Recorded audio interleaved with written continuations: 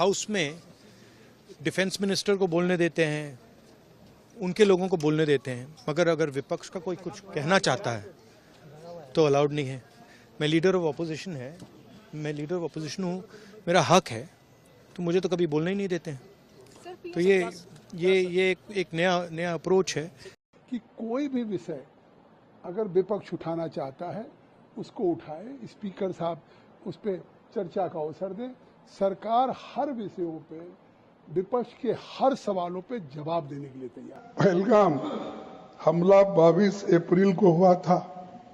अब तक आतंकवादी पकड़े नहीं गए, मारे भी नहीं गए, और उन्होंने हमको बार बार बताया कि उन्हीं के ऊपर डायरेक्टली मारे गए और वो उसमें मर गए। नमस्कार, द ट्रुथ के इस अंक में मैं प्रीति पांडे अपने सभी दर्शकों का बहुत स्वागत करती हूं। दोस्तों, आज से संसद के मॉनसून सत्र की शुरुआत हो गई और जैसा कि पहले से अपेक्षित था कि यह सत्र जबरदस्त हंगामेदार रहने जा रहा है। शुरुआत ठीक उसी अंदाज में हुई। सत्र की शुरुआत से पहले प्रधानमंत्री नरेंद्र मोदी का संबोधन, जिसमें ऑपरेशन सिंदूर की जीत, जिसका जश्न का वो जिक्र करते नजर आए। इसके अलावा शुभांशु शुक्ला का वो मकाम हासिल करना जिसके जरिए आज आईएसएस में भारतीय तिरंगा लहरा रहा है, ऐसी तमाम बातों का जिक्र उन्होंने किया। भारत की सैन्य शक्ति का, भारत के सैन्य के सामर्थ्य का रूप देखा है। ऑपरेशन सिंदूर में भारत की सेना ने जो लक्ष्य निर्धारित किया था 100% अचीव किया। आतंकियों के आकाओं के घर में जाकर के 22 मिनट के भीतर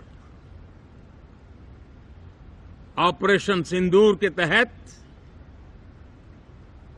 उसको जमींदोज कर दिया गया। उम्मीद ये की जा रही थी कि सकारात्मक चर्चा होगी, क्योंकि सत्ता पक्ष की तरफ से पहले ही ये कहा गया कि विपक्ष जिन मुद्दों पर चर्चा करना चाहता है, जिनके जवाब चाहता है, उसके लिए हम तैयार हैं। तमाम सवालों के जवाब दिए जाएंगे। लेकिन प्रश्नकाल की शुरू होते ही जब विपक्ष ने पहलगाम आतंकी हमले से लेकर ऑपरेशन सिंदूर और डोनाल्ड ट्रंप के दावों का जिक्र करना शुरू किया, तो उन्हें एक पाठ पढ़ाया गया। उन्हें यह बताया गया कि पहले आप बिजनेस एडवाइजरी कमेटी के समक्ष अपने विषय रखें और फिर यह कमेटी तय करेगी कि किन मुद्दों को पहले चर्चा के लिए लाना है। हालांकि कहा गया कि क्वेश्चन आवर आपके लिए ही है, आपके ही मुद्दों पर उसमें चर्चा होती है। लेकिन सदन में जो हंगामा होने लगा, उसके बाद लोकसभा और फिर राज्यसभा दोनों ही एक एक करके स्थगित की गई। दोबारा शुरुआत हुई कार्यवाही की, लेकिन फिर वो हंगामे की भीड़ चढ़ गई।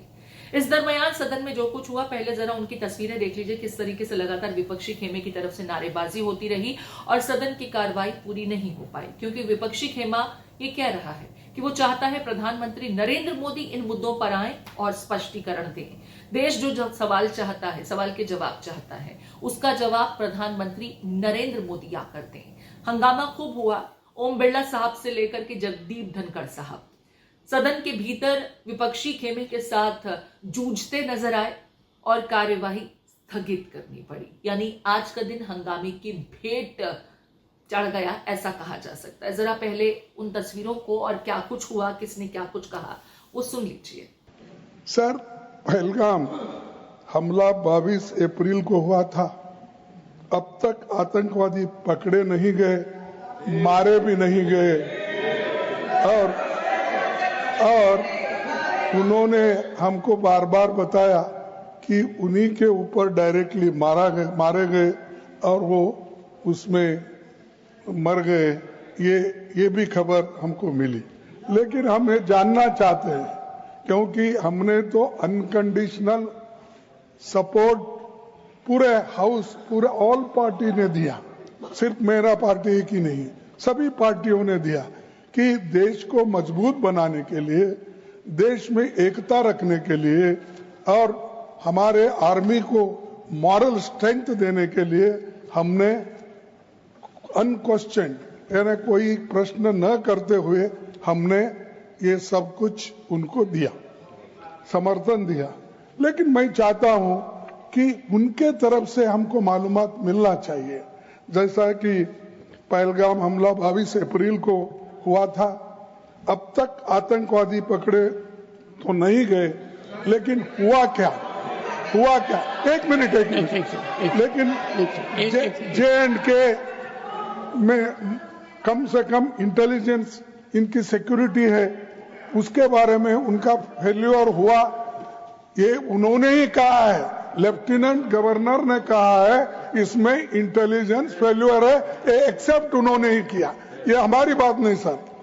CDS उपसेना प्रमुख और एक वरिष्ठ डिफेंस अटैची ने कुछ बेहद संवेदनशील खुलासे भी उन्होंने किए, जहां पर नहीं मैं सुनता हूं उनका, मेरा एक ही मिनट सुनिए। Okay, 1 minute please, sir, only 1 minute मेरा सुनिए, उसके बाद उनको दीजिए प्लीज। सर, विषय ये है, इन विषयों पे मुझे विषय प्रश्न नहीं है, ये पहलगाम एंड ऑपरेशन सिंदूर के बारे में आपने जो दुनिया को बताया, हमको बताया, हिंदुस्तान के लोगों को बताया, उसकी बात कर रहा हूं। हमारे को इंफॉर्मेशन तो देना चाहिए, हमारे से तो आपने मदद ली। और दूसरी चीज सर, अमेरिका के राष्ट्रपति ट्रंप 24 बार उन्होंने, बाद में सफाई, 24 बार उन्होंने कहा मेरे इंटरफियरेंस से मैं समझौता किया, तभी ये युद्ध थामा। नहीं, ये युद्ध स्टॉप जो हुआ मेरे वजह से हुआ। अरे देश के साथ ये अपमानजनक है। एक बात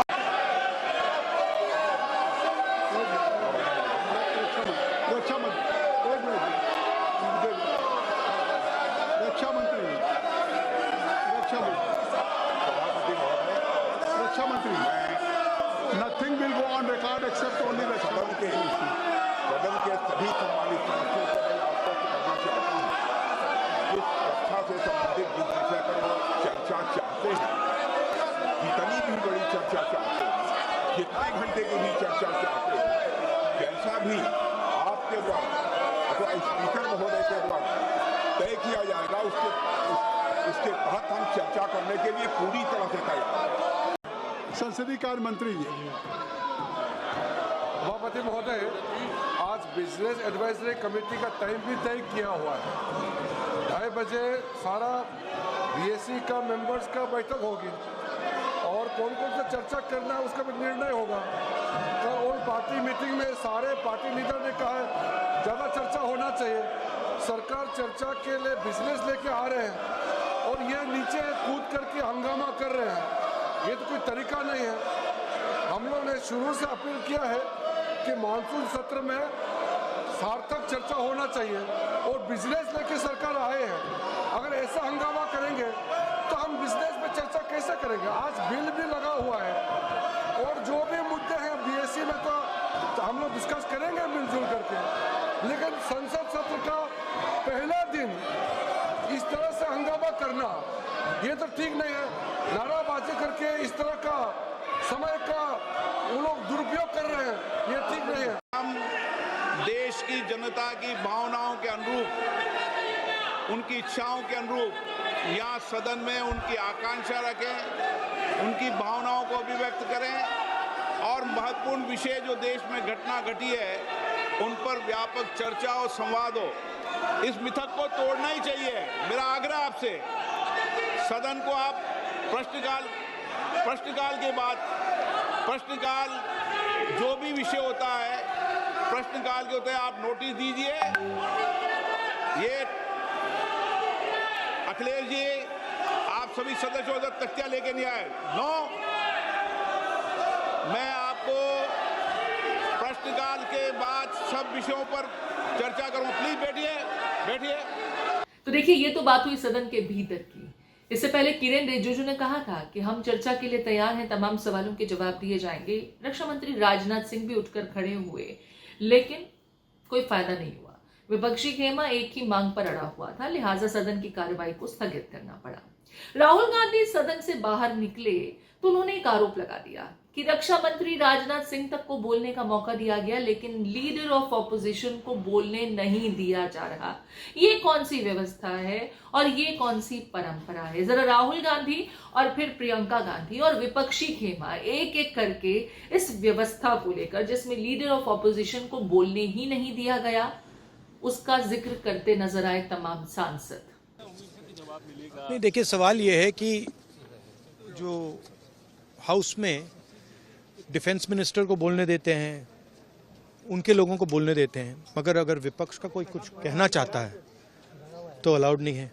मैं लीडर ऑफ ऑपोजिशन हूँ, मेरा हक है, तो मुझे तो कभी बोलने ही नहीं देते हैं। तो ये एक नया अप्रोच है।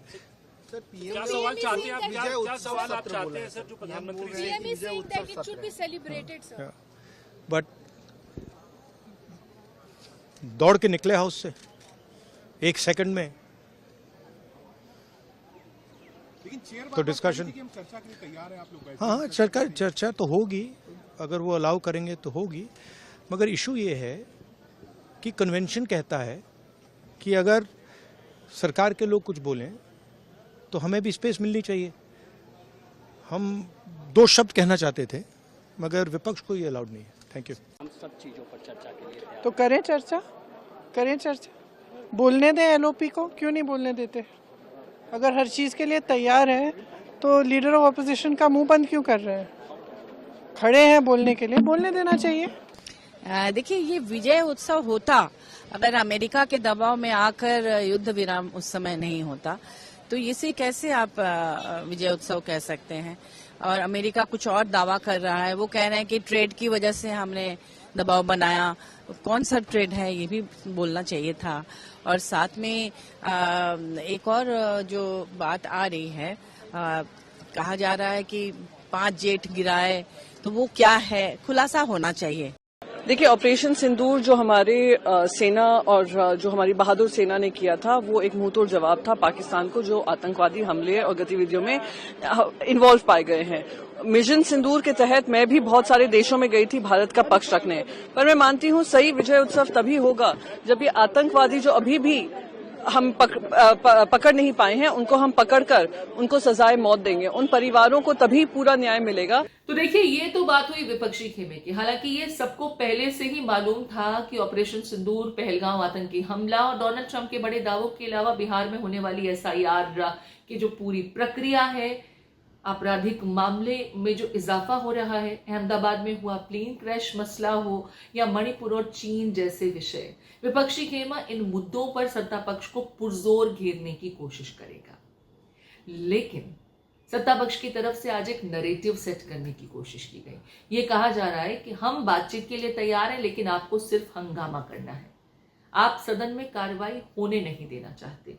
जरा सुनिए बीजेपी के खेमे से तमाम लोग इस मुद्दे को लेकर क्या कुछ कहते नजर आए। और जगदम्बिका पाल, जो इस पूरे मामले में उस समय जब सदन में हंगामा हो रहा था, तो वो बतौर पीठासीन अधिकारी बैठे हुए थे, उन्होंने बहुत समझाने बुझाने की कोशिश की, लेकिन विपक्षी खेमा मानता नजर नहीं आया। उन्होंने बाद में क्या कुछ इस पूरे कवायद के बीच कहा, उनकी प्रतिक्रिया आपको सुननी चाहिए। और फिर कंगना रनौत को भी आपको सुनाते हैं।